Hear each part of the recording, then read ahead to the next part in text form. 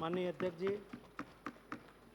Ship recycling bill 2019 पर अभी कुल मिला के 24 सदस्यों ने विस्तार से अपना विषय रखा है।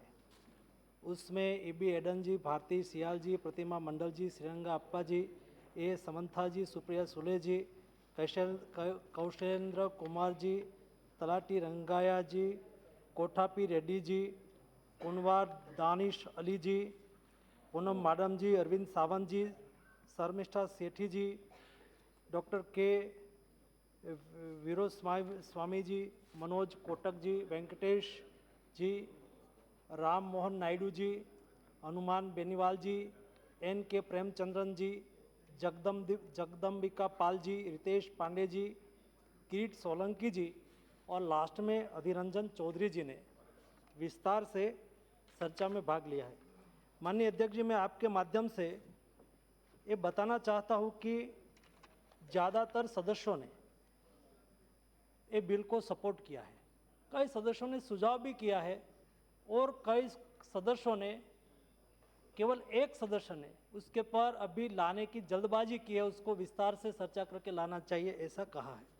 माननीय अध्यक्ष जी, मुझे बताते हुए खुशी हो रही है कि जब जगदम्बिका पाल जी बोल रहे थे और उसमें जो देश की शिप बिल्डिंग इंडस्ट्रीज ये बिल से बढ़ने वाली है और मुझे खुशी भी ये है कि मैं भावनगर से बिलोंग करता हूँ और ये मेरा जीवन बनाने में ये इंडस्ट्रीज़ का भी एक महत्वपूर्ण रोल रहा है, क्योंकि नज़दीक होने से, एम्प्लॉयमेंट जनरेट होने से उसका लाभ डायरेक्ट इनडायरेक्ट मेरी फैमिली को भी हुआ है और उसका लाभ प्रत्यक्ष मुझे भी हुआ है।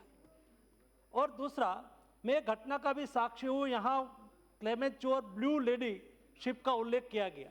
जब क्लेमेचो और ब्लू लेडी शिप रिसाइकलिंग के लिए अलंग आए थे, उस वक्त यही दिल्ली के गलियारों में जब ग्रीनपीस करके एक इंटरनेशनल NGO ने सुप्रीम कोर्ट में PLI दर्ज की थी और उसके सामने मेरे देश के इंडस्ट्रीज को बचाने के लिए, मेरा लेबर की एम्प्लॉयमेंट को सुनिश्चित करने के लिए, शिप रिसाइकलिंग इंडस्ट्रीज के लिए जब सुप्रीम कोर्ट में लड़ रहे थे, तब मैं भी दिल्ली के गलियारों में वहाँ के प्रतिनिधि के रूप में यहाँ आता था, लोक प्रतिनिधि को मिलता था और ये इंडस्ट्रीज को बचाने के लिए गुजारिश करता था। ये इंडस्ट्रीज इसलिए महत्वपूर्ण है, यहाँ सिर्फ मुझे इस बात का सौभाग्य है कि मैं ये इंडस्ट्रीज के लिए भी एक दिन उसको आगे बढ़ाने के लिए, उसको बचाने के लिए माननीय अध्यक्ष जी में आया करता था। आज ये इंडस्ट्रीज को आगे बढ़ाने के लिए मैं संसद में बिल पेश कर रहा हूँ, उसको मुझे विशेष खुशी है। और ये बिल जब यहाँ लाए हैं, ये कोई नई इंडस्ट्रीज हम स्थापित नहीं कर रहे हैं, ये इंडस्ट्रीज ऑलरेडी है ही। लेकिन जब कोई युवा ग्रेजुएट हो जाता है, उन्होंने FY SY TY किया लेकिन वो एग्जाम नहीं देता है, तब वो ग्रेजुएशन नहीं कहलाता है। वैसे ही ये हम बिल लाए हैं, इसलिए हांगकांग कन्वेंशन रेक्टिफाई ऑलरेडी हमने कर ही लिया है। उन्होंने जो हांगकांग कन्वेंशन में फ्रेमवर्क बनाया है, ऐसा हमारा शिप ब्रेकर ने अलंग में 131 प्लॉट है, उसमें से 72 प्लॉट ने ऑलरेडी हांगकांग कन्वेंशन के अनुरूप अपना शिप यार्ड बना दिया है। इसलिए हमें ये बिल यहाँ एक फ्रेमवर्क के लिए, हमें आइडेंटिटी कब मिलेगी? आइडेंटिटी हमें तब मिलेगी जब ग्रेजुएट होगा, तब वो UPSC की एग्जाम देनी है तो क्वालिफिकेशन मांगेगी कि ग्रेजुएट है तो दे सकते हैं। हांगकांग कन्वेंशन के अनुसार शिप रिसाइकलिंग के लिए दुनिया अपनी शिप कोई कंट्री में भेजती है जहां रिसाइकलिंग की फैसिलिटी है। हमारे यहाँ ये हांगकांग कन्वेंशन के अनुसार हमने अपना शिपयार्ड बना दिया और भारत सरकार ने उसको कानूनी प्रावधान कर दिया। नॉर्वे की एक टीम अभी शिप ब्रेकिंग यार्ड की मुलाकात करके गई और आके करके गए, उन्होंने कहा कि आप हांगकांग कन्वेंशन रेक्टिफाई कर लो, हम 40 शिप हर साल आपको भेजेंगे। वैसा जापान ने कहा, हम भी इंडिया को आई रिप्लाई आपको थोड़ी देर में बात करें। जापान ने कहा हम इंडिया में शिप रिसाइकलिंग के लिए शिप भेजने के लिए तैयार है। आप लोगों ने, कई सदस्यों ने यहाँ कहा कि हम हिंदुस्तान को डंपिंग साइट नहीं बनाना चाहते हैं। मैं भी, हिंदुस्तान ए शिप वेस्ट नहीं है, ए वेल्थ क्रिएटर है। शिप जब ब्रेकिंग के लिए आती है, उसमें से जो चीज निकलती है सब चीज उपयोग हो जाती है। उसमें से स्टील निकलता है, हमें इको फ्रेंडली स्टील मिल जाता है। देश की स्टील की रिक्वायरमेंट है, 1 टन स्टील चाहिए तो 10 टन कोयला जलाना पड़ता है। हमें इको फ्रेंडली स्टील मिल गया, हमारी रिक्वायरमेंट फुल होगी। उसमें से फर्नीचर निकलता है, ये फर्नीचर वहां से निकलता है। और यहाँ दिल्ली में भी एक वहां से लाके फर्नीचर बेचने वाले लोग हैं, यहाँ ऐसे प्लॉट लगा के बैठे हैं। वहां का फर्नीचर दिल्ली में और देश के कई भाग में भी बिकता है। वहां से कई ऐसी इंजन निकलते हैं, उसमें से फ्रीज निकलता है, सभी चीज का उपयोग अपने लिए। और मेरा तो आग्रह है, कभी कोई बार आपको गुजरात में आने की अपॉर्चुनिटी मिले तो एक बार भावनगर में आके Alang ship breaking yard, recycling yard की मुलाकात लेना। और वहाँ भौगोलिक सुविधा है, ये इंडस्ट्रीज कब हो सकती है उनके लिए वहाँ, क्योंकि सब गल्फ ऑफ कैम्बे में नेचुरल जब टाइड आती है तब 9 मीटर वाटर अप हो जाता है, और जब टाइड डाउन हो जाती है तो वाटर 10 किलोमीटर दूर चला जाता है। ये नेचुरल अपॉर्चुनिटी है। और जब टाइड आती है, पूनम होती है, दुनिया का कितना भी बड़ा शिप क्यों ना हो, वो नेचुरल वहां से उसको टॉइंग करके बीच कर देते हैं और बाद में उसको ब्रेकिंग किया जाता है। फैसिलिटी और सुविधा गल्फ ऑफ कैम्बे में अलंग में है। इसलिए दुनिया का 30% शिप रिसाइकलिंग के लिए अलंग आता है, इंडिया में आता है। ये हमारी अपॉर्चुनिटी है, उसका लाभ हमें मिलता है और उससे रोजगारी का भी अवसर प्राप्त होता है। वहाँ 35 नहीं केवल वहाँ गुजरात के लोग ही है, शिप रिसाइकलिंग इंडस्ट्रीज में सारे देश से, उड़ीसा से भी है, यूपी से भी है, बिहार से भी है, देश के कोने कोने से लोग वहाँ शिप रिसाइकलिंग इंडस्ट्रीज में काम करने के लिए आते हैं। सभी की रोजगारी वहाँ से चलती है, रिस्पेक्टेड सैलरी वहाँ सैलरी मिलती है। 30-35,000 लोगों को वो डायरेक्ट रोजगारी मिलती है। और वहाँ number of downstream industries develop हुई है। तो डाउनस्ट्रीम शिप में स्टील निकला तो री रोलिंग मिल इंडस्ट्रीज निकली, वहाँ से फर्नीचर निकला तो उसमें से फर्नीचर को फिर से बनाने की इंडस्ट्रीज बन गई। वहाँ से इंजन निकला, वहाँ से कई चीज़ ऐसी बनती है, इलेक्ट्रिकल स्पेयर पार्ट उसमें से कई मिलते हैं, उसका भी रीयूज करने के लिए इंडस्ट्रीज लग जाती है। ऐसे कई डाउनस्ट्रीम इंडस्ट्रीज को कुल मिला के हम डिसाइड करें तो 1-1.5 लाख लोगों को प्रत्यक्ष अप्रत्यक्ष रोजगारी का अवसर ये शिप रिसाइकलिंग इंडस्ट्रीज से हमें उपलब्ध हो जाता है। और दूसरा, यहाँ कई सदस्यों ने चिंता जताई, खास करके पोल्यूशन पर, हेल्थ एंड सेफ्टी पर और एनवायरनमेंट के संदर्भ में कई सदस्यों ने चिंता की है। हम आपकी चिंता के साथ सहमत हैं और ये चिंता में से ही ये बिल आया है। ये बिल का मूल उद्देश्य है, वो ही उसका बिल का आत्मा ही वो है जिसमें एनवायरनमेंट एंड लेबर सेफ्टी को इस बिल का बेसिक हेतु रखा है और उसमें से ये बिल लाया गया है। जब यहाँ शिप बिल्डिंग होता है तो ये बिल एक प्रावधान करते हैं, ये बिल ये सुनिश्चित करता है कि जब कोई शिप बिल्डिंग होता है और शिप बनेगी तब उसको एक इन्वेंट्री बनाना होगा, उसमें कौन कौन सी हैजार्डस चीज है। और हमने वो भी सुनिश्चित किया है कि जो हमारी कंट्री के प्रोहिबिटेड लिस्ट में है, हैजार्डस है, वो प्रोहिबिटेड है, उसका यूज नहीं करना है, उसको वो लगा नहीं सकते हैं, उसको नहीं लगाएंगे। और वहाँ जो हैजार्डस चीज लगाएंगे उसकी इन्वेंट्री बनेंगे और इन्वेंट्री बनेंगे और इन्वेंट्री के साथ हर 5 साल में उसको फिर से इन्वेंट्री बनानी होगी, उसका इंस्पेक्शन करना होगा। और 5 साल में इन्वेंट्री बनाने के लिए कोई भी पोर्ट पर, दुनिया के कोई भी पोर्ट पर वो कॉल करे शिप तो उसके पास इन्वेंट्री है कि नहीं है, हांगकांग कन्वेंशन के अनुसार वो पूछेंगे, है नहीं है तो वहाँ कॉल नहीं करने देंगे, इसलिए सूची उसको रखनी पड़ेगी। और ये शिप निकला और शिप ऐसे ही दुनिया में कारोबार करते रहे, उसकी एज खत्म हुई, एज जब खत्म होगी तब उसको रिसाइकलिंग के लिए जाना होगा।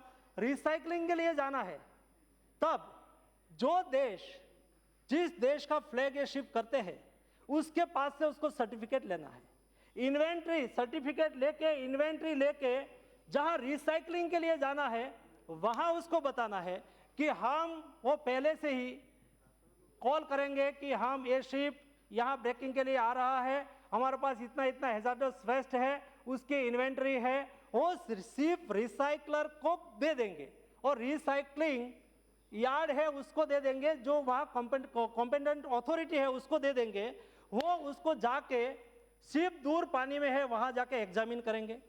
एग्जामिन करके उन्होंने जो सूची दी है, इतना ही हैजार्डस वेस्ट है, इतना ही हैजार्डस मटेरियल है, उसको वो करेक्ट करेंगे। एक करेक्ट हो गया, उसके बाद ये सिर्फ जब बीच होने के लिए तभी आ पाएगा। रिसाइकलर, सिर्फ ब्रेकिंग यार्ड, रिसाइकलिंग यार्ड, उनके पास उसके पास जो हैजार्डस वेस्ट है उसको रिमूवल करने की उसके पास क्या व्यवस्था है, उसको भी उसको सुनिश्चित करना है। और जब ये शिप आया, उसको सिर्फ ब्रेकिंग का प्लान देना है। ये शिप है, उसको इस साइज का उसमें हैजार्डस वेस्ट है, उसको इस तरह से रिसाइकल किया जाएगा, उसका प्लान उसको देना है। ये प्लान दे दिया कॉम्पिटेंट अथॉरिटी को। ये दोनों पहले इन्वेंट्री आ गई, इन्वेंट्री के आधार पर प्लान बना। ये रिसाइकलिंग प्लान जब कॉम्पिटेंट अथॉरिटी उसको एग्जामिन करेगी और एग्जामिन करने के बाद दोनों की आवश्यकता फिलफुल होगी, तब वो रिसाइकलिंग के लिए आएगा।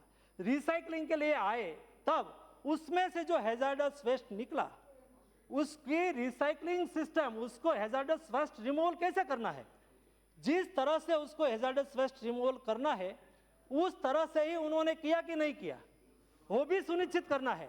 और सिर्फ तभी वहां आएगा कि जब उसके पास या तो यार्ड के पास व्यक्तिगत तौर पर या तो common facility hazardous waste removal system है, हैजार्डस वेस्ट रिमूवल सिस्टम है, तभी वो आएगा और नियम के अनुसार ये वेस्ट का रिमूवल करेंगे। उसके बाद सिर्फ रिसाइकल हो गया। रिसाइकल हो जाने के बाद भी उसको एक फॉर्म भर के देना है कि जो नीति नियम इन्वेंट्री में हैजार्डस वेस्ट था, इस हैजार्डस वेस्ट को जिस तरह से रिमूव करना था उसको इस तरह से ही रिमूव किया गया है, इस तरह से ही उसको नष्ट किया गया है, और कोई भी हैजार्डस वेस्ट बचा नहीं है, तब ही उसको छुट्टी मिल सकती है। या तो उस कानून को, ये नीति नियम को भंग करने वाले या तो सिर्फ रिसाइकलर हो या तो शिप लाइनर हो, कोई भी हो, उसके सामने कड़ी से कड़ी कार्यवाही करने का प्रावधान भी उसमें किया गया है। यहाँ कई विषय रखा गया। अधीर रंजन जी बोल रहे थे लास्ट में, उन्होंने कहा खास करके कि सभी शक्ति केंद्र ले रहे हैं, कोई शक्ति केंद्र लेना नहीं चाहते हैं, हम हमारी जिम्मेवारी फुलफिल कर रहे हैं। कॉम्पिटेंट अथॉरिटी जो है वो लोकल गवर्नमेंट बनाएगी, उसका supervision local authority, competent authority ये ही उसका सुपरविजन करेगी। और ये सब चीज केवल एक रिपोर्टिंग एक जगह पे होना चाहिए। इंटरनेशनल प्लेटफॉर्म पर हमें रिपोर्टिंग करना है तो कोई स्टेट जाके करेंगे, कोई लोकल अथॉरिटी जाके करेंगे, और नेशनल अथॉरिटी सब जगह के देश में 3, 4, 5, 6 जो भी जगह पे सिर्फ रिसाइकलिंग होता हो, इस जगह पे सिर्फ रिसाइकलिंग हो जाने के बाद एक रिपोर्ट सेंट्रल अथॉरिटी के पास आएगा, और सेंट्रल अथॉरिटी ये इंटरनेशनल मैरीटाइम ऑर्गेनाइजेशन के यहाँ पास करेंगे। इसलिए कोई पावर, या तो कोई प्रॉब्लम हो गया या कोई इशू हो गया, या तो सिर्फ रिसाइकलर और शिप ओनर के बीच में कोई डिस्प्यूट हो गया, या तो कोई कानून का भंग कर दिया, ऐसी स्थिति में कॉम्पिटेंट अथॉरिटी के सामने किसी को अपील करनी है तो नेशनल अथॉरिटी में आ सकते हैं, दोनों आ सकते हैं, कॉम्पिटेंट अथॉरिटी भी आ सकती है और सिर्फ रिसाइकलर भी आ सकते हैं। तो दोनों में से किसी को भी आना है तो वो अथॉरिटी के पास, नेशनल अथॉरिटी के पास आएंगे, और उससे भी उसको अनसेटिस्फैक्शन हुआ तो भारत सरकार में भी आएंगे, और भारत सरकार से भी उसको सेटिस्फैक्शन नहीं हुआ तो वो कोर्ट में जाएंगे। ये सिस्टम हमने खड़ा किया, इसलिए हम कोई सत्ता सेंट्रल गवर्नमेंट लेना नहीं चाहती है। दूसरा, आपने कहा कि सिर्फ रिसाइकलिंग फैसिलिटी है, उसका स्टैंडर्ड कौन तय करेगा? या तो सिप का स्टैंडर्ड कौन तय करेगा, या तो उसमें जो ऑब्जर्वर गया उसकी क्या कैपेसिटी होनी चाहिए। उसमें मैं आपको बताना चाहता हूं कि IRS ये इंडिया की स्टैंडर्ड अथॉरिटी है और ये गवर्नमेंट की नहीं है, ये प्राइवेट ऑथोरिटी है, लेकिन दुनिया के अपने शिप को एग्जामिन करवाना है या तो ऑथेंटिफिकेशन करवाना है तो दुनिया आज IRS के पास करवाती है। उसके अलावा DNV भी है, NKK भी है, ऐसे 12 से 15 इंटरनेशनल मैरीटाइम ऑर्गेनाइजेशन द्वारा अप्रूव्ड की हुई अथॉरिटी है, वो भी वही उसका स्टैंडर्डाइजेशन करेगी, इसलिए उसमें भी कोई चिंता का कारण नहीं है। तीसरा, सेफ्टी सुनिश्चित करना, ये सही इश्यू है, क्योंकि लेबर सेफ्टी, और यहाँ भी कई सदस्यों ने विस्तार से कहा कि सिर्फ रिसाइकलिंग इंडस्ट्रीज है, कभी एक्सीडेंट हो जाता है और कभी लेबर का मृत्यु भी होता है, तो उसके सामने उसको प्रिकॉशन, ये बिल में ये प्रावधान किया गया है कि लेबर सेफ्टी कैसे होनी चाहिए और लेबर सेफ्टी का भंग, उसको क्या क्या फैसिलिटी रखनी चाहिए, उसके लिए भी विस्तार से उसमें प्रावधान किया गया है। लेबर जब काम करते हैं तो उसको कहाँ काम करना है, जहाँ काम करना है उस तरह की उसको ट्रेनिंग मिलनी चाहिए। अलंग शिप ब्रेकिंग यार्ड में एक अच्छा ट्रेनिंग सेंटर शुरू किया गया है, वहाँ किसी को स्टील के साथ काम करना है तो इस साइज़ का उसमें हेलमेट पहनना है, उसमें काम करने के लिए जाना है तो ग्लोव्स पहनना है, उसको रिमूवल, हैजार्डस वेस्ट है तो उसको रिमूवल कैसे करना है उसकी भी ट्रेनिंग दी जाती है। 2 दिन से 1 सप्ताह से लेकर 3 महीने की ट्रेनिंग वहाँ सभी लेबर को दिया जाती है, इसलिए लास्ट 3 साल में एक्सीडेंट बहुत कम हुए हैं और भविष्य में हम तो चाहते हैं कि कोई भी एक्सीडेंट ना हो और कोई भी लेबर का मृत्यु ना हो। इस तरह से सारी व्यवस्था ये शिप ब्रेकिंग यार्ड में करने का प्रावधान इस बिल में किया गया है। इस बिल में यह भी किया गया है, आपने कहा कि उसके लिए फैक्ट्री एक्ट 1948 है और लेबर सेफ्टी को भी सुनिश्चित करता है। वहाँ कोई एक्सीडेंट हो गया तो उस क्या क्या व्यवस्था रखनी चाहिए, क्या क्या फैसिलिटी रखनी चाहिए, वो जो कानून का भंग करे सिर्फ रिसाइकलर तो उसके लिए कैसे एक्शन लेना चाहिए, ये सब प्रावधान आज हमारे यहाँ विद्यमान है ही। और दूसरा प्रावधान करके हम उसमें एक्रोचमेंट करें, उसके अलावा हमने वही प्रावधान को यहाँ लागू किया है। इस दृष्टि से वहाँ लेबर की सारी हेल्थ हो सुनिश्चित हो रही है। वैसे ही हिवी एडन जी ने भी अपने कई इश्यू रखे, उन्होंने कहा कि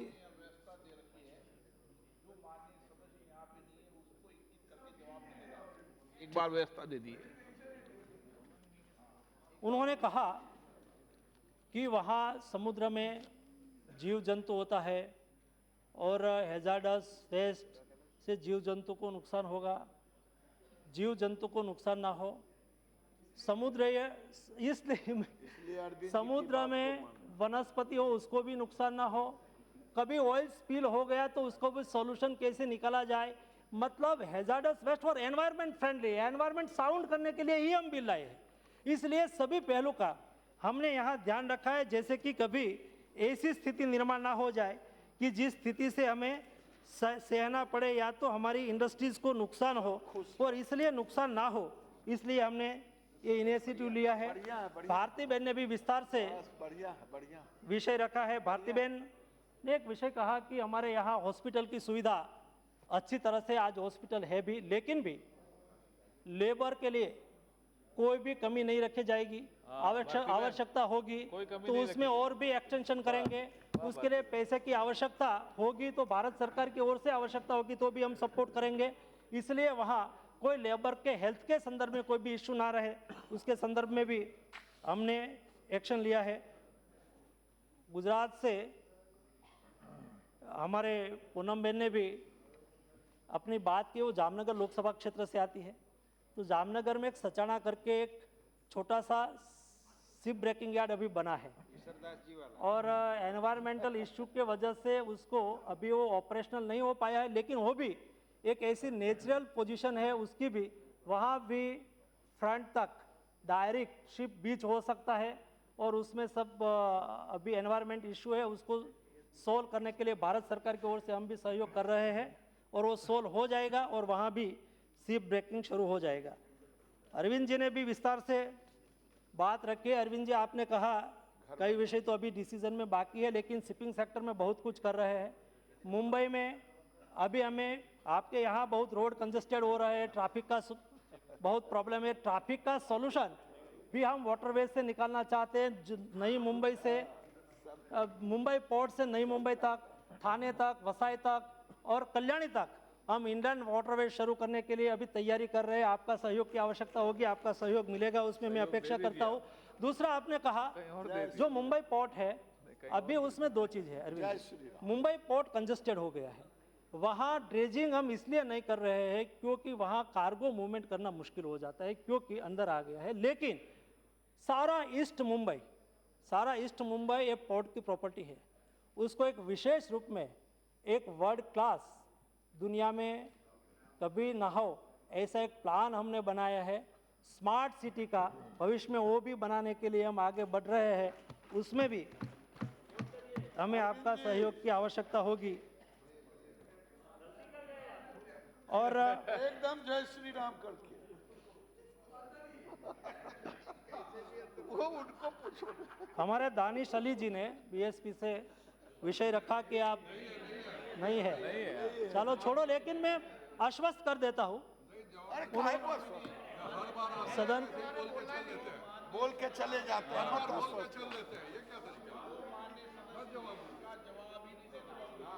सुप्रिया जी ने अपनी बात में कहा कि ये सिर्फ रिसाइकलिंग बिल 2013 है तो नए लाने की क्या आवश्यकता हुई। बात आपकी सही है, 2013 में सिर्फ रिसाइकलिंग बिल नहीं था, लेकिन एक कोड था। और कोड इसलिए बना था कि बार बार सुप्रीम कोर्ट में, हाई कोर्ट में PIL हुआ करती थी, क्योंकि वहाँ एक्सीडेंट हो जाता है, लेबर सेफ्टी का कोई इशू रहता है, हैजार्डस वेस्ट का इशू आ जाता है, कोई इंटरनेशनल नेशनल NGO आके सुप्रीम कोर्ट में PIL लगा देती थी। तो सुप्रीम कोर्ट ने कहा कि आप एक मॉडर्न मार्गदर्शिका बनाइए कि आप कैसे ब्रेक करेंगे। तो एक मार्गदर्शिका सुप्रीम कोर्ट ने आइडेंटिफाई कर दी, उसको कोड के रूप में हम चलाते थे, तो उसको रेक्टिफाई करना था और उसको संवैधानिक बना देना था, तो एक बिल के रूप में वो आ जाए, एक संवैधानिक प्रक्रिया पूरी हो जाए। दूसरा पहलू था हांगकांग कन्वेंशन को रेक्टिफाई करना था। हांगकांग कन्वेंशन को रेक्टिफाई करने की आवश्यकता हमारे इसलिए थी कि वैसे तो हम हांगकांग कन्वेंशन के अनुसार हमारा शिपयार्ड तो है ही, लेकिन आवश्यकता इसलिए थी कि आज दुनिया में 70 lakh gross tonnage ship recycling India में होता है। हमारे पीछे 68 lakh gross tonnage ship recycling होता है बांग्लादेश में। पाकिस्तान में 37 लाख ग्रोस टनेज होता है और चाइना में 34 lakh gross tonnage ship recycling होता है। और जो हम हांगकांग कन्वेंशन, ये बांग्लादेश गवर्नमेंट ने भी मान लिया है, हमने उसको रेक्टिफाई कर दिया, लेकिन ऑलरेडी हमारा शिपयार्ड उसके अनुरूप है ही। तो हमारे यहाँ ज़्यादा शिप इंडिया में रिसाइकलिंग के लिए भेजेंगे। हमारे मन में, सदन के मन में क्लियर होना चाहिए, ज़्यादा शिप आएंगे, हमारे यहाँ वेल्थ क्रिएट होगी, डंपिंग स्टेशन नहीं होगा, उसमें से हर चीज़ का उपयोग हो जाता है। इस दृष्टि से उसका महत्व है और इसलिए हमने हांगकांग कन्वेंशन रेक्टिफाई किया।